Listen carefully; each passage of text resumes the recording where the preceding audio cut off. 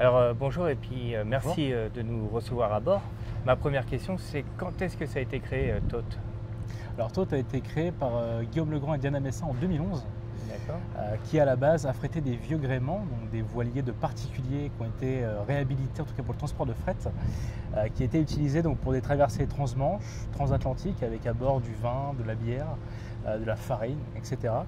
Et qui en 2016 ont décidé vraiment de créer leur propre compagnie maritime, de devenir armateurs et ont décidé de se lancer dans cette aventure incroyable qui est de construire leur propre navire cargo à voile donc pour avoir une décarbonation efficiente du transport maritime.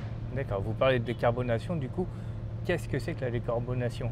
Alors, la décarbonation, c'est justement sur un transport maritime, en tout cas classique comme on le fait ici chez TOT, c'est l'utilisation donc de nos voiles comme propulsion principale vélique pour venir atténuer une utilisation moteur et donc une carbonation. Aujourd'hui, on est sur un taux de décarbonation de 90% avec nos navires sur des routes transatlantiques de manière classique. Je prends un exemple, Le Havre-New York, on atteint entre 17 et 21 jours aujourd'hui.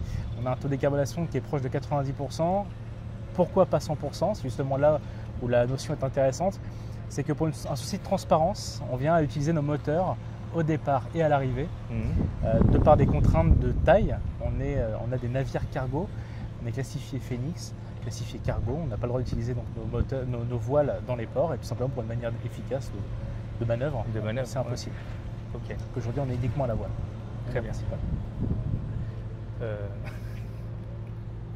Vous couperez ça. La naissance du partenariat avec Belco, l'importance de transporter les fèves et les grains de café à la voile. Vous avez la réponse? Ça, j'étais pas trop. Parce que moi, je suis arrivé bien après. Moi, je suis arrivé en septembre. C'était déjà organisé. Par contre, sur l'intérêt du transport de café, pourquoi pas?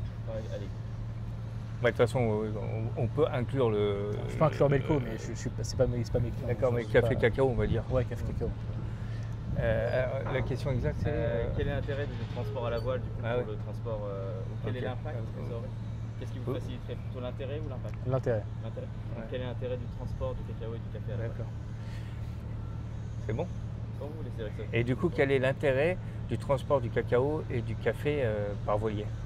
Alors l'intérêt aujourd'hui, c'est tout d'abord d'un point de vue historique, de reprendre sur les transats café qui étaient initiés à l'époque par nos ancêtres.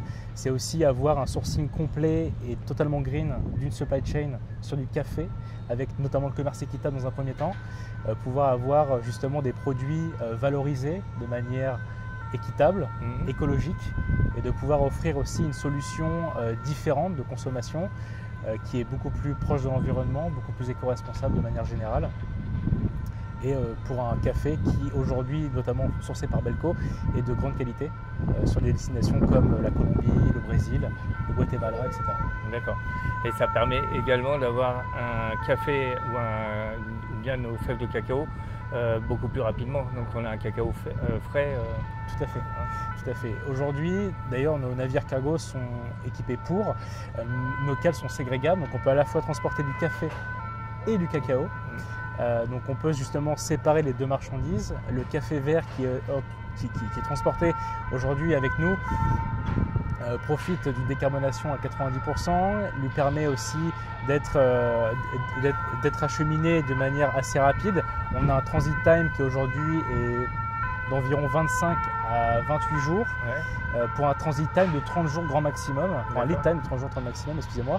Donc qui permet justement une récupération totale du café très rapidement, d'éviter justement toute pollution des produits et d'avoir vraiment le produit le plus pur possible et le plus efficient au niveau carbone. Ok.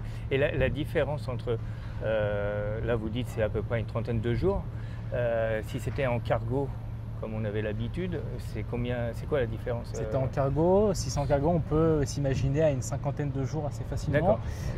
Pour des raisons assez simples. Déjà, nous sommes bigués, nous avons notre propre grue à bord. Nous avons un tirant d'eau qui est très faible, 5,50 m. Ça nous permet d'arriver dans n'importe quel port et de s'amarrer à n'importe quel quai pratiquement. Donc ça déjà pour des soucis opérationnels, c'est très pratique, on est assez rapide. De plus, on s'attend peut-être qu'on soit plus lent en mer, chose qui est vraie. nous avons une vitesse moyenne de 11 nœuds aujourd'hui, qui est équivalent de 20 à 22-23 km/h. Ça nous permet donc d'arriver en environ 25 jours ici, mais comme on a une capacité de déchargement et de chargement qui est très rapide, en 30 jours, la marchandise est disponible, grand maximum. D'accord. Un porte-conteneur classique, un cargo, lui va devoir, par rapport à son plan de chargement, décharger au fur et à mesure les conteneurs et mettre à disposition la marchandise dans ces conteneurs-là. D'accord. Donc ça prend plus de temps et là on peut imaginer 10, 15, 20 jours de plus, surtout s'il y a de la congestion portuaire. Ok. Et un cargo, lui, vous êtes à 11 nœuds en moyenne et un cargo, il est à combien? Un cargo, un navire cargo, je ne connais pas exactement les chiffres, mais on peut être assez facilement sur du 16, 17, 20 nœuds. D'accord. Ok. 20 nœuds, c'est assez très optimiste d'ailleurs, mais on est sur plutôt un 15, 17 nœuds assez facilement. D'accord. Bah, merci. Je vous en prie.